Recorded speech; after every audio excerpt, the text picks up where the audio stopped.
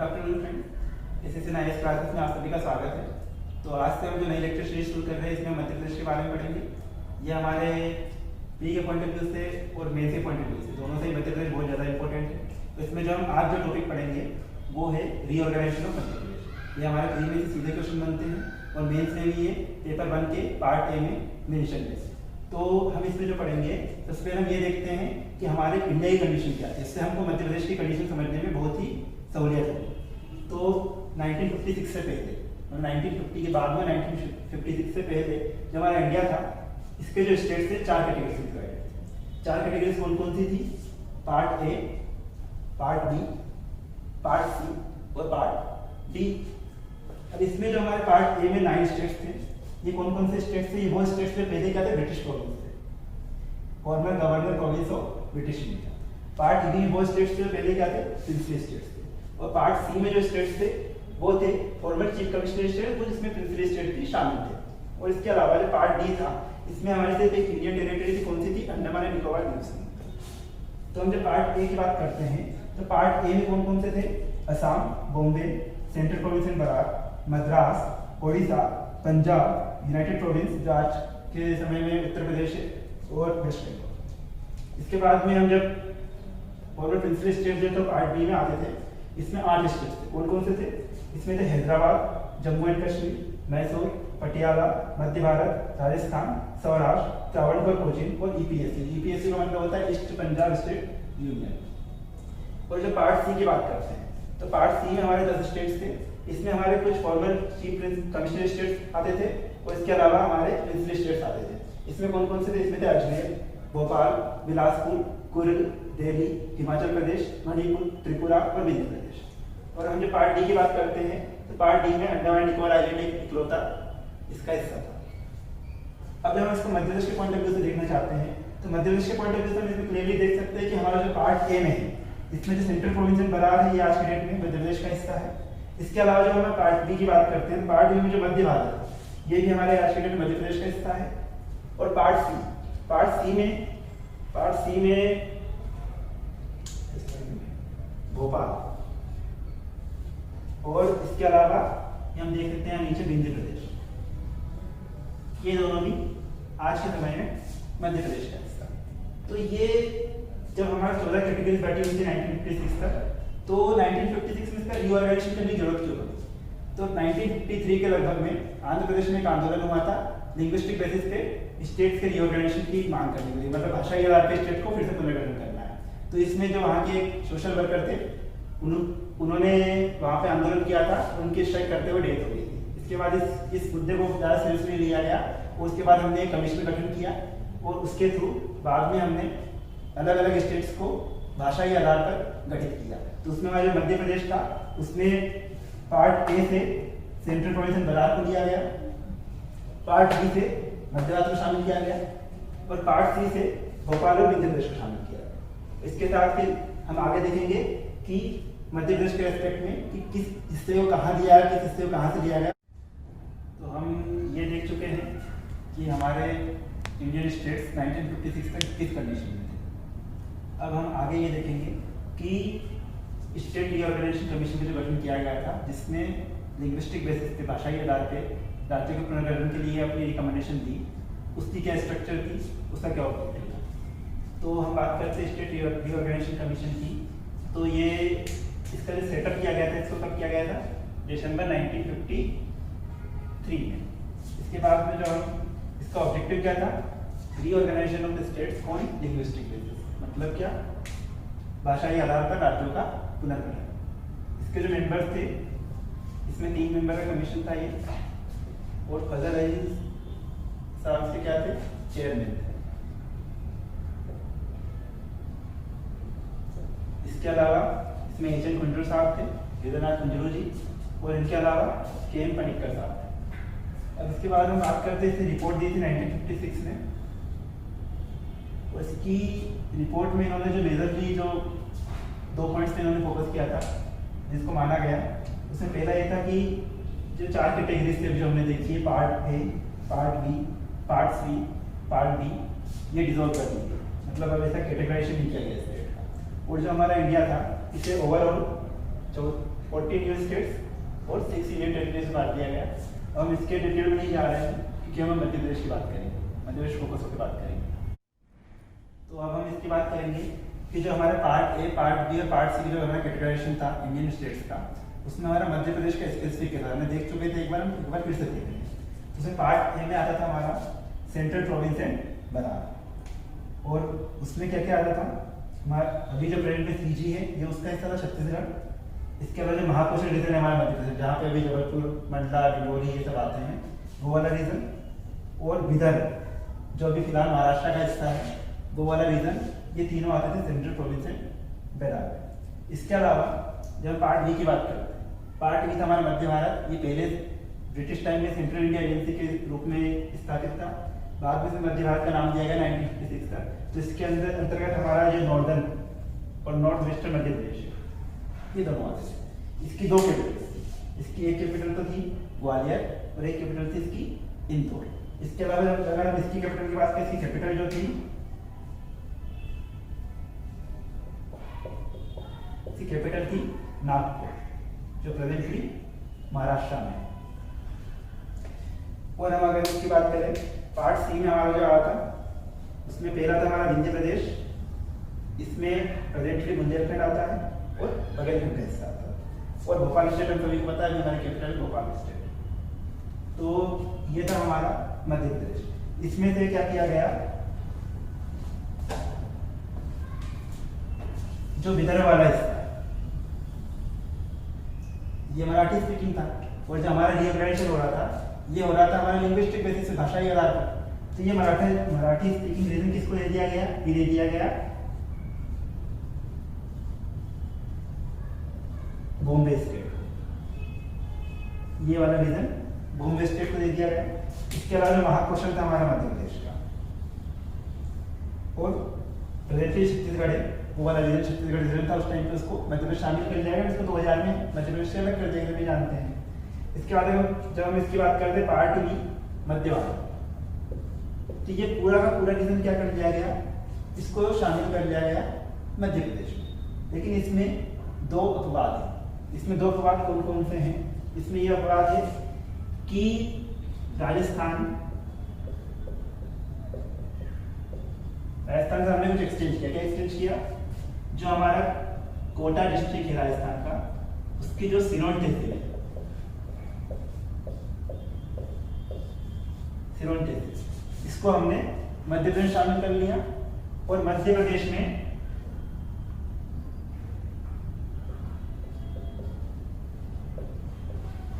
और जो मध्य प्रदेश है, इसमें जो हमारा मंदसौर है, मंदसौर में भानपुरा,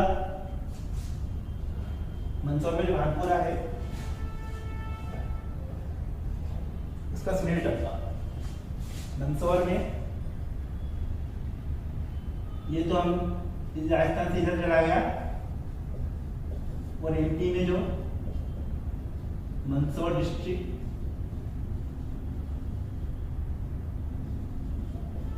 भानपुरा तहसील में गांव है सुनील टप्पा,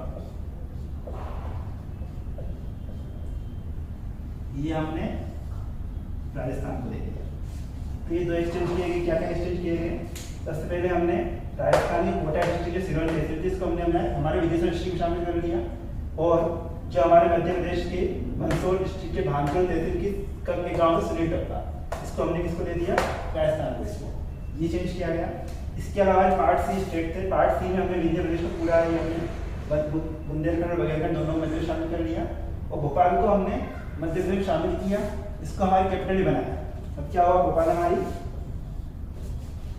कैपिटल ऑफ मध्य प्रदेश। लेकिन क्या है, ये जो भोपाल था ये तब भी डिस्ट्रिक्ट नहीं बना था, ये सीहोर की एक तहसील के रूप में हमने इसे एमपी में शामिल किया था। फिर ये डिस्ट्रिक्ट का बना हमारा भोपाल। भोपाल को हमने 1972 डिस्ट्रिक्ट बनाया। तो 1972 तक हमारा जो भोपाल था ये मध्य प्रदेश की एक तहसील था और कैपिटल था। ये किसका हिस्सा था? ये क्वेश्चन बहुत बार एग्जाम में पूछा गया, किसका हिस्सा था? तो सीहोर तहसील का हिस्सा। और विंध्य प्रदेश में बुंदेलखंड और बघेलखंड थे, ये भी हमारा गिनती का हिस्सा हो गया। तो अभी तक जो हमने पढ़ा मध्य प्रदेश के बारे में, अब हम उसको मध्य प्रदेश के नक्शे में समझने की कोशिश करते हैं। तो इसमें हम ये साफ साफ देख सकते हैं कि जो हमारा पार्ट ए मतलब सेंट्रल प्रोविंस बना, उसमें ये वाला हिस्सा था, जिसमें ये वाला हिस्सा, जिसमें हमारा महाकौशल शामिल था जो प्रेजेंटली मध्य प्रदेश में है। छत्तीसगढ़ वाला रीजन था जो छत्तीसगढ़ अलग स्टेट बन गया है। और ये विदर्भ, ये भी महाराष्ट्र का हिस्सा, यहीं पे नागपुर हुआ करता था, ये इसकी कैपिटल थी। ये विदर्भ क्या था, विदर्भ में मराठी स्पीकिंग था, तो इसको हमने बॉम्बे स्टेट को दे दिया। अब इसके बाद बात करते हैं मध्य भारत की। ये हमारा पार्ट बी का हिस्सा था मध्य भारत। ये कहां से कहां तक था, ये वाला रीजन जो था पूरा, ये वाला, ये मध्य भारत है। इसकी एक कैपिटल थे यहाँ इंदौर, यहाँ इंदौर को ले सकते हैं, और एक इसकी कैपिटल यहाँ थी ग्वालियर। और ये वाला रीजन जो है हमारा भोपाल स्टेट पार्ट सी का हिस्सा था। और ये जो रीजन है बुंदेलखंड, बुंदेलखंड, ये दोनों हमारे पार्ट सी के हिस्से थे। तो हम, मुझे लगता है कि हम क्लियरली समझ सकते हैं कि क्या था।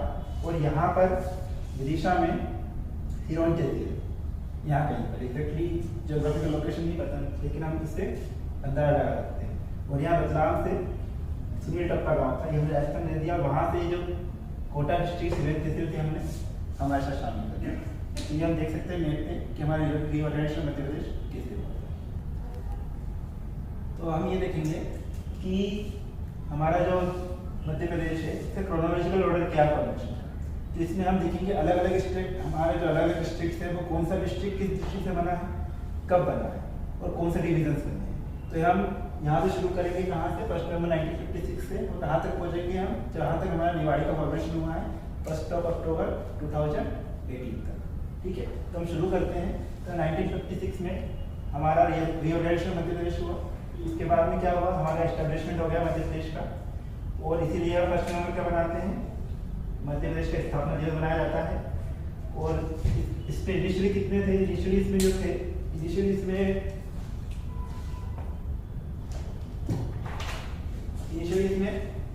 43 डिस्ट्रिक्ट्स थे और 9 डिविजन्स थे। इसके बाद में हमने देखा 26 जनवरी 1972 को रिपब्लिक डे के दिन 2 नए डिस्ट्रिक्ट बने। 2 नए डिस्ट्रिक्ट कौन कौन से बने, पहला तो हमारा भोपाल डिस्ट्रिक्ट बना, अभी हमने बात की थी। हमारा भोपाल था, ये 1956 में स्टेट कैपिटल बन गया था, लेकिन ये क्या था, सीहोर डिस्ट्रिक्ट का एक पार्ट था, सीहोर के एक तहसील के रूप में था। लेकिन यहाँ पे भोपाल जो है ये बहुत इंपॉर्टेंट है, इसलिए 1972 बहुत बार एग्जाम्स में आया अलग कि जो भोपाल है ये हमारा कब बना डिस्ट्रिक्ट। तो एक 1956 एक ऑप्शन होता है, इसमें बहुत से बच्चे लगा जाते हैं, गलत हो जाता है, तो ध्यान रखिए 1972 में बना भोपाल। इसके बाद दूसरा जो हमारा डिस्ट्रिक्ट बना था, ये बना था राजनांदगांव। ये क्या है, प्रेजेंटली छत्तीसगढ़ का पार्ट है राजनांदगांव। इसके बाद तो अब हमारे कितने हो गए, टोटल नंबर हमारे पास हो गए 45 डिस्ट्रिक्ट और 9 डिविजन। कितने हो गए, 45 डिस्ट्रिक्ट और 9 डिविजन, 43 + 2। इसके बाद में हम देखते हैं 1980 में 2 नए संभाग बनाए गए, 2 नए डिविजन्स बनाए गए। कौन कौन से बनाए गए, चंबल बनाया गया, जो हमारा मध्य प्रदेश का नॉर्थन पार्ट है, इसमें कौन कौन से आते हैं, अभी आज कंडीशन इसमें आता है मुरैना, श्योपुर और भिंड। ठीक है, और दूसरा जो डिवीजन बनाया गया था 1980 वो था हमारा बस्तर, ये फिलहाल ये भी छत्तीसगढ़ का पार्ट है। तो ये याद होना चाहिए, लेकिन कौन कौन सा बनाया गया था, कुछ आता है एग्जाम्स में। इसके बाद में हम बात करें 1998 में बहुत बड़ा रीऑर्गेनाइजेशन हुआ था। इसमें पहले तो एक बार बनाया गया 10 नए डिस्ट्रिक्ट, इतने बना लिए गए। फिर दूसरी बार में 6 नए डिस्ट्रिक्ट और बनाए गए, और 6 नए वाले डिस्ट्रिक्ट बने थे, किसकी रिकमेंडेशन बने थे, एवं सिंधेव कमेटी थी, इनके रिकमेंडेशन बने थे। तो ये क्वेश्चन पूछा गया है कि 1998 में 6 न्यू डिस्ट्रिक्ट जो बने थे बाद में, ये किस कमेटी के रिकमेंडेशन बने थे, तो ये एवं सिंधेव कमेटी के रिकमेंडेशन पर बने थे। अब जो थी, जब हमारे अभी कितने थे 45 डिस्ट्रिक्ट से, इसके 16 जोड़ दिए तो कितने हो गए हमारे पास, डिस्ट्रिक्ट नंबर है 61 और हमारे डिवीजन थे वो क्या हो गए 11। अब जो हमने देखा 1998 में टोटल कितने बने, 16 डिस्ट्रिक्ट बने थे, इसमें से जो 7 डिस्ट्रिक्ट हैं वो प्रेजेंटली हमारा मध्य प्रदेश का पार्ट है। तो हम 7 डिस्ट्रिक्ट की बात करेंगे। हम 16 ही पढ़ सकते हैं, लेकिन बहुत ज़्यादा याद कर लेंगे तो अभी इतना याद करना ही मुश्किल है, तो हम उसके लिए कोई बात नहीं। छत्तीसगढ़ में कौन कौन से, अभी हम सिर्फ उसकी बात करेंगे जो हमारे मध्य प्रदेश में। तो इसमें सबसे पहले हम देखते हैं हमारा श्योपुर।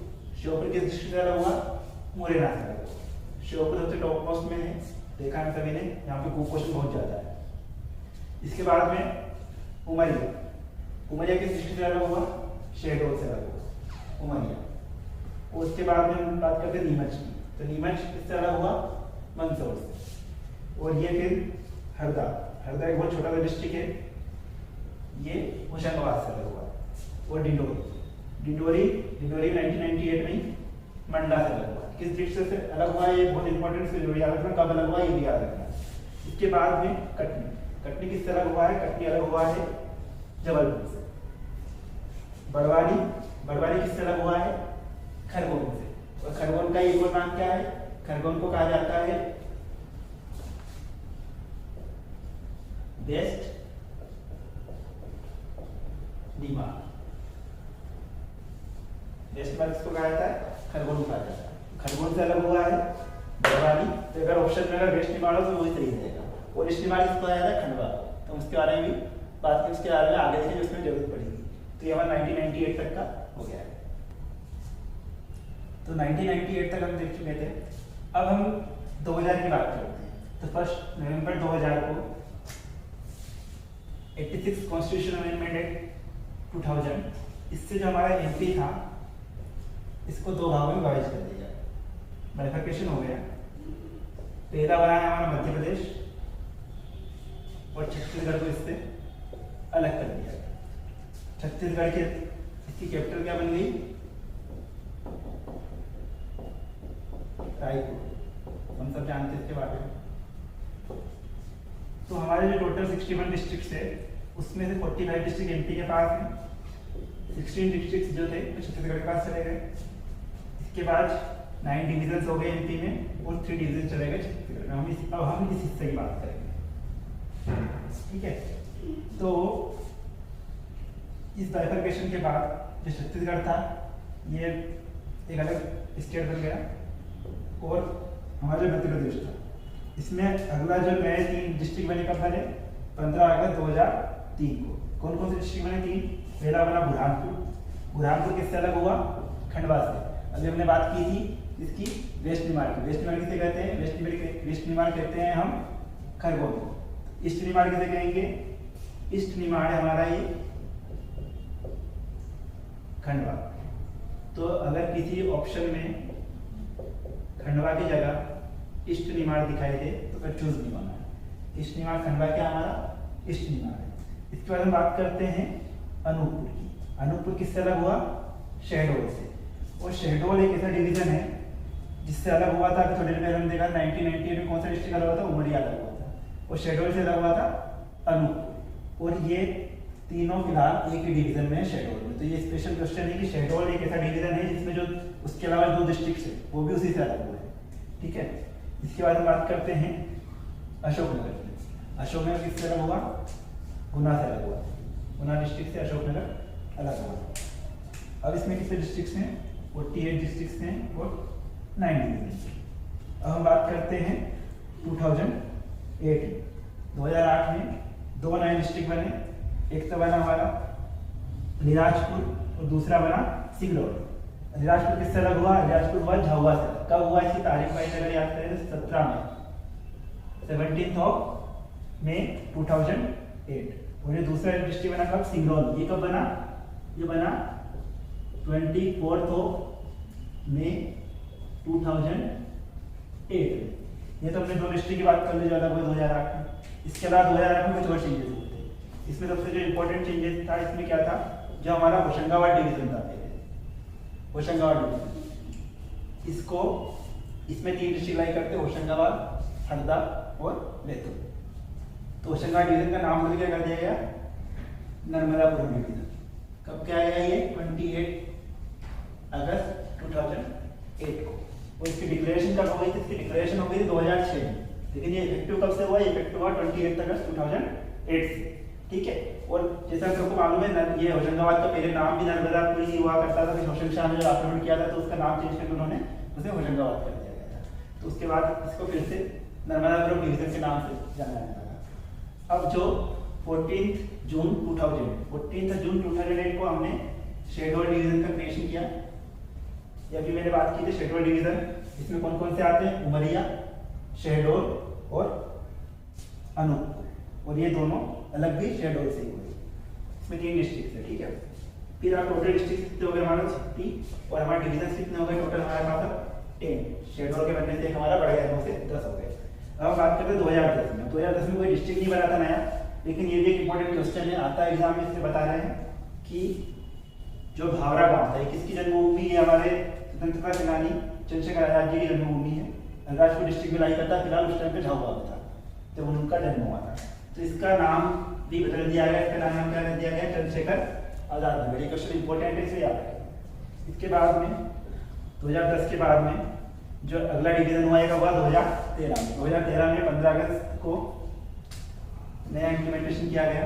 एक नया डिस्ट्रिक्ट बनाया गया, क्या बनाया गया, आगरमालवा। किससे अलग हुआ आगरमालवा अलग हुआ शाजापुर डिस्ट्रिक्ट से, ठीक है। अब आगरमालवा के बनने से हमारे डिस्ट्रिक्ट कितने हो गए, 50 से एक और बढ़ गया तो इनका, और हमारे डिवीजन कितने हो गए, 10 में एक जोड़ 10 थे, डिवीजन तो 10 ही रहेंगे, ठीक है। अब बात करते हैं 2018 की। 2018 में भी रिसेंटली सबसे चेंज हुआ है, 2 साल पहले 1 अक्टूबर 2018 को हमने एक नया डिस्ट्रिक्ट बनाया, निवाड़ी किससे अलग करके बनाया गया है, टीकमगढ़ से, याद रखिएगा, बहुत इंपॉर्टेंट है। इसके अगर बात करें इसमें 3 तहसील है, एक है इसमें निवाड़ी, एक है पृथ्वीपुर और एक है ओरछा। ओरछा बहुत ज़्यादा इंपॉर्टेंट क्यों है, क्योंकि ओरछा एक टूरिज्म के लिए बहुत इंपॉर्टेंट साइट है। और इसमें जो इंडस्ट्रियल एरिया निवाड़ी है, प्रतापपुरा, इसमें इंपॉर्टेंट है क्योंकि अभी तक हम प्रतापपुरा को टीकमगढ़ पढ़ते थे, लेकिन अभी निवाड़ी का हिस्सा है। क्वेश्चन इसमें बहुत बन सकता है कि प्रतापपुरा किसका हिस्सा, ऑप्शन में अगर निवाड़ी और टीकमगढ़ भी रहे तो हमें निवाड़ी पढ़ेंगे। इसके बाद में अब जो हमारे मेन कंडीशन मध्य प्रदेश की क्या है कि मध्य प्रदेश में डिस्ट्रिक्ट कितने 52 डिस्ट्रिक्ट हैं और डिवीजन कितने हमारे पास 10 डिवीजन, ठीक है। तो हमारी मध्य प्रदेश की ये पूरी हमारी फिलहाल की कंडीशन है। और अभी एक नई डिक्लेरेशन हो रही है कि बागली डिस्ट्रिक्ट को बनाने की डिक्लेरेशन की गई है देवास से अलग करके, लेकिन वो भी सिर्फ प्रोसेस में है। अब इसके ऊपर कोई फाइनल इम्प्लीमेंटेशन आया तो इसके बारे में बात नहीं करेंगे, जब आएगा तो उसको जोड़ देंगे। ये हमने पूरी बात कर ली एमपी के रिओर्गेनाइजेशन की कि एमपी हमारा मध्य प्रदेश आज की स्थिति में कैसा आया। हमने क्या क्या देखा इसमें, हमने देखा किस तरह से क्लासिफिकेशन था, part A, part B, part C को देख लिया हमने अच्छे से। फिर हमने ये देखा कि किस तरह से 1956 में रिओर्गेनाइजेशन किया गया, कौन सा डिस्ट्रिक्ट किसको दिया गया, कहाँ से दिया गया। इसके अलावा हमने ये देखा कि प्रेजेंटली जो एमपी है वो किस फॉर्म में आया। हमने क्रोनोलॉजी में देखा कि कौन कौन से डिस्ट्रिक्ट कब कब बने हैं, कौन सा डिस्ट्रिक्ट किससे अलग हुआ है। और इस तरह से हम आज कंडीशन में आ गए हैं फाइनली कि किस कंडीशन में आ गए।